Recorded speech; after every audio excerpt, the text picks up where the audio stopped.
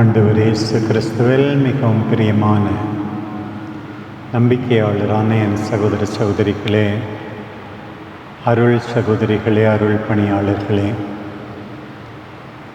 June மாதம் 11ஆம் தேதி இந்த வியாழக்கிழமை நாம் எல்லாரும் நம்முடைய சேலம் மறை மாவட்டத்தின் இந்த குழந்தை இயேசு பேராலயத்தில் கூடி வந்து இந்த நவநாள் திருப்பலியிலே பங்கெடுக்கிறோம்.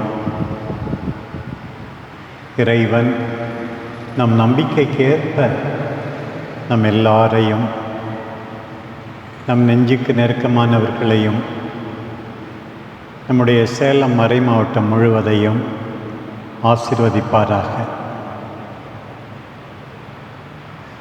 நாம் புத்தகங்களிலிருந்து கற்றுக்கொள்வது ஒரு பக்கம்,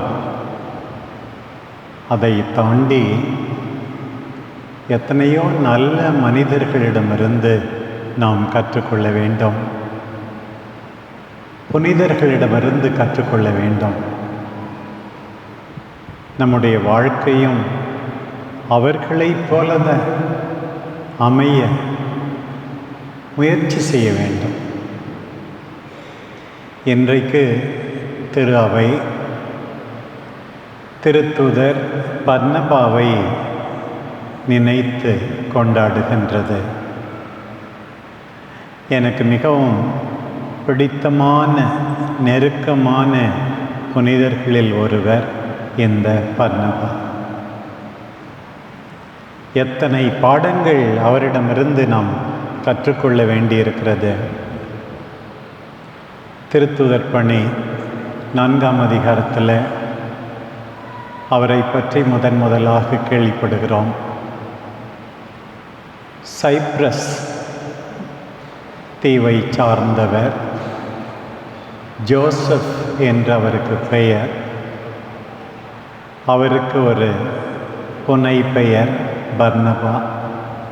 அந்த வார்த்தைக்கு பொருள் son of consolation, son of encouragement, ஆறுதல் அளிப்பவர், உற்சாகப்படுத்துபவர், நம்பிக்கையூட்டுபவர் என்று பொருள். முதலாக அவர் என்ன செய்தார்? அவரே ஒரு லேவியர். லேவியருக்கெல்லாம் அதிகமாக நிலம் ஒதுக்கப்படவில்லை. ஏதோ கொஞ்சம் அவருக்கு இருந்தது போன்றிருக்கிறது. அதை விற்று திருத்தூதர்களின் காலடியிலே அவர் காணிக்கையாக செலுத்துகிறார். பாருங்கள், எதற்காக? தேவையில் இருக்கின்ற மனிதர்களுக்கு பயன்பட வேண்டும் என்பதற்காக. நற்செய்தியிலே நாம் வாசிக்கிறோம், பணக்கார இளைஞனை பார்த்து ஆண்டவர் சொன்னார், உனக்கு இன்னும் ஒன்று குறைவாயிருக்கிறது, நீ போ, உனக்கு உள்ளதெல்லாம் விற்று ஏழைகளுக்கு கொடு, பிறகு வந்து என்னை பின் செல் என்று சொன்னார். அவன் முகம் வாடி வருத்தத்தோடு சென்றான். அவனுக்கு ஏராளமாக சொத்து இருந்தது. பணத்தை தேர்ந்து கொண்டான். ஆண்டவரை புறக்கணித்தான். ஆண்டவர் வருத்தப்பட்டார்.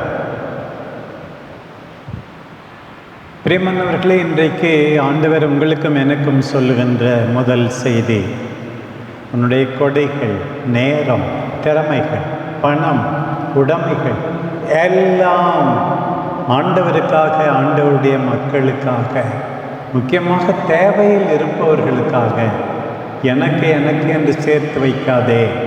நீ உண்மையான மகிழ்ச்சி அடைய மாட்டாய். உனக்கு ஆறுதல் தருவது, நிம்மதி தருவது, நீ உனக்கு ஆண்டவர் கொடுத்ததை தேவையில் இருப்பவர்களுக்கு, திரு அவைக்கு காணிக்கையாக கொடுக்கும்போது தான் என்று உணர்த்துகிறார். தாராளமான இந்த பர்னபா சுயநலமிகளாக இல்லாமல் நீங்களும் நானும் இன்னும் தாராளமாக மாற வேண்டும். ஆண்டவர் அழைப்பு விடுக்கின்றார். நான் பலமுறை சொல்லியிருக்கிறேன், திருப்பலியில் நிகழ்கின்ற ஒரு முக்கியமான ஒரு நிகழ்வு என்ன? அப்பம் பிடப்படுகிறது. இதை வாங்கி உண்ணுங்கள் என்று சொல்லப்படுகிறது. அதே போல இதை வாங்கி பருகுங்கள் என்று சொல்லப்படுகிறது. திருப்பலியின் தொடக்கம், திருப்பலி தொடர்வது நம்முடைய வாழ்வில். இதை வாங்கி உண்ணுங்கள், இதை வாங்கி பருகுங்கள் என்று நாம் நம்மையே கொடுப்பது தான். அதற்கு நம்முடைய சொந்த பலம் போதாது. அதற்குத்தான் ஆண்டவருடைய வல்லமை வேண்டும், இறை வார்த்தை வேண்டும், புனிதமிகு நற்கருணையின் ஆற்றல் வேண்டும், தூய ஆவியார் வேண்டும். மறந்து விடாதீர்கள். இன்னும் கொஞ்சம் அதிகமாக தாராளமாக இருப்போமே. எவ்வளோ பேர் தாராளமாக இருக்கிறார்களே. ஆண்டவர் சொன்னாரே, சீடர்களை அனுப்பும்போது இலவசமாய் பெற்றுக்கொண்டீர்கள், இலவசமாய் கொடுங்கள். அதை நாம் ஒருபோதும் மறந்துவிடக்கூடாது.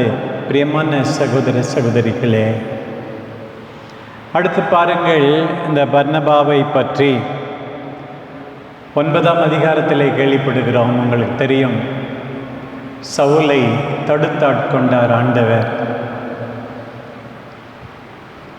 அப்போது இருந்த நம்பிக்கையாளர்கள் எளிதிலே அவரை ஏற்றுக்கொள்ள தயாராக இல்லை.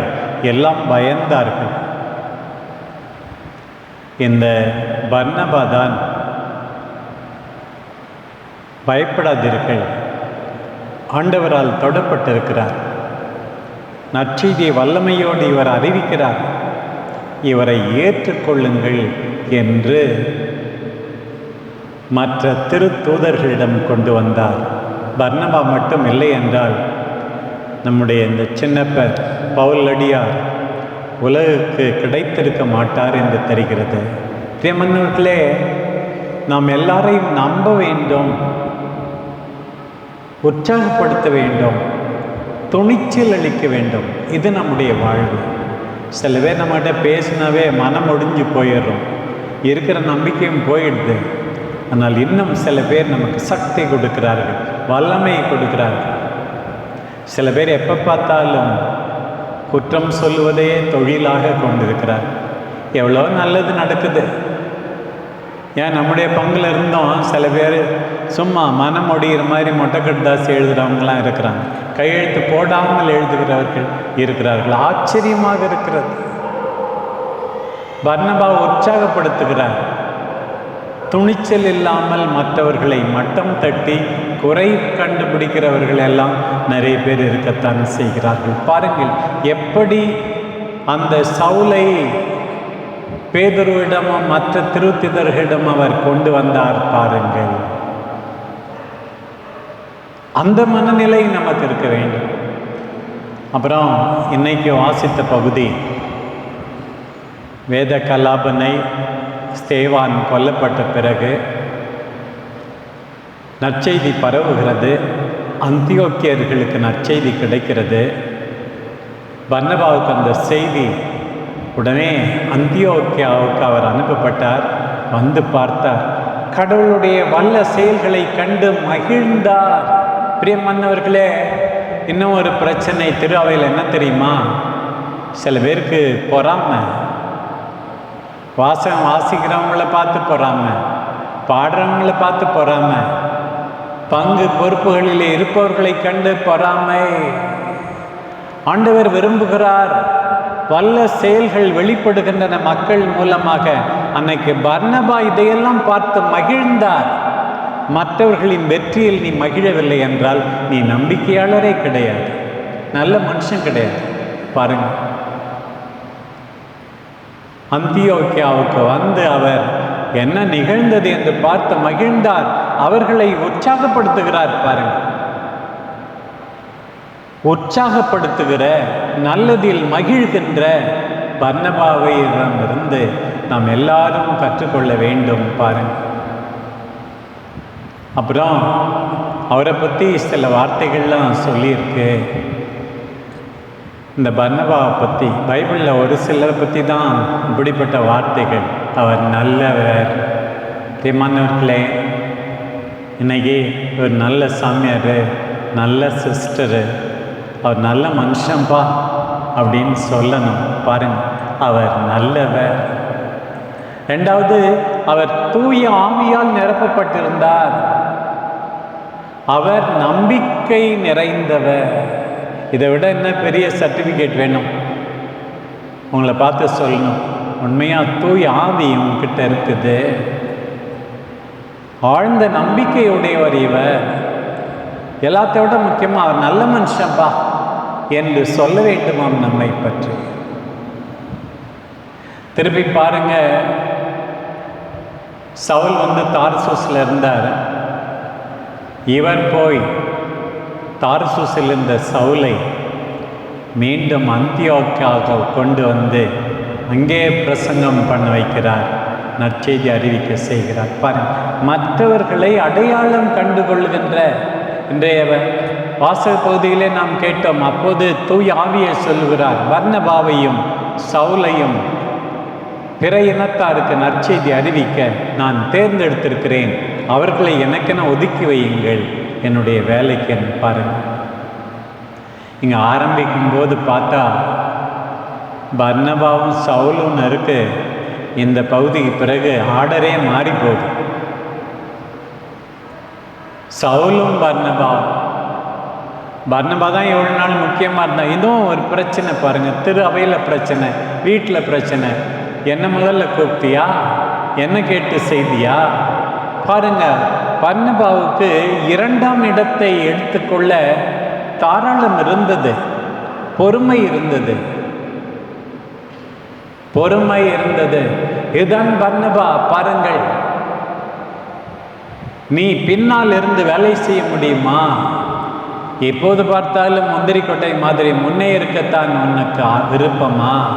ஆண்டவர் இன்றைக்கு கேட்கிறார். பாருங்கள், தன்னை மறைத்து கொண்டு யார் செய்தால் என்ன, பணி முடிந்தால் சரி என்று ஆண்டவருக்கே எல்லாம் புகழ்ச்சி என்று நினைக்கின்ற பர்னபா. பாருங்கள்,